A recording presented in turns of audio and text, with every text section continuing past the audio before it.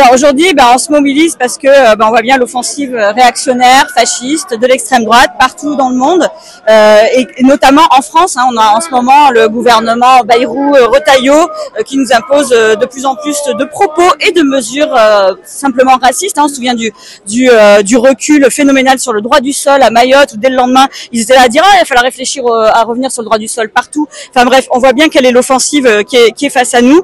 On sait aussi que les actes violents, racistes, antisémites, homophobes, transphobes augmentent dans le pays et on peut pas l'accepter. Et ce qu'on dit nous, c'est que la faute, elle est évidemment à la montée de l'extrême droite, qui est notamment organisée par la classe médiatique et aussi par une partie de la classe politique, les macronistes en l'occurrence, qui passent leur temps à leur dérouler le tapis rouge, comme je le disais précédemment. Donc voilà. Donc là, on est là pour dire que le peuple français, c'est pas ça, on n'accepte pas ça en fait. Et la France est antiraciste, le restera ici à Toulouse. On est antifasciste, antiraciste, et c'est ça qu'on est venu dire aujourd'hui.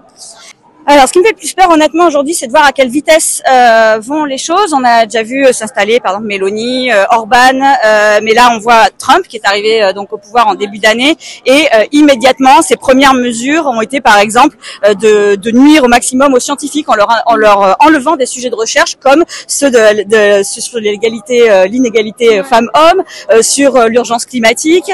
Bref, tout de suite, on s'attaque à la science. Vous avez peut-être vu qu'hier ou avant-hier, il a carrément détruit le ministère de l'Éducation nationale.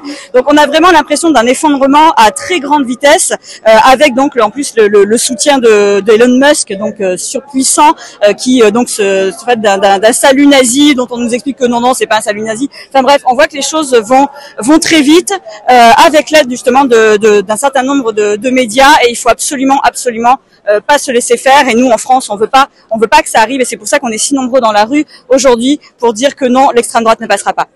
Je suis comme toutes les femmes, je pense, j'ai subi un certain nombre de gestes déplacés, comme on dit, et puis surtout, en tant que femme politique, je vois bien la façon dont on est traité, qui est différente de celle dont on traite les hommes.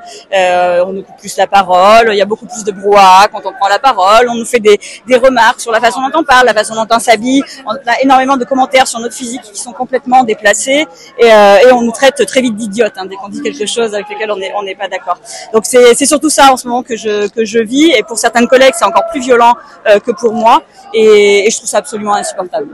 On sait que l'extrême droite, les premiers droits auxquels elle s'attaque quand elle arrive au pouvoir, c'est ceux des femmes, et donc c'est pour ça que c'était très important qu'on mène la bataille, donc à l'initiative notamment de Mathilde Panot au départ, pour la constitutionnalisation du droit à l'IVG, pour que justement, si jamais l'extrême droite prenait plus de pouvoir qu'aujourd'hui, elle ne puisse pas revenir là-dessus, et c'est très important de se battre pour les droits des femmes, parce que c'est toujours les premiers qui sont attaqués quand l'extrême droite arrive.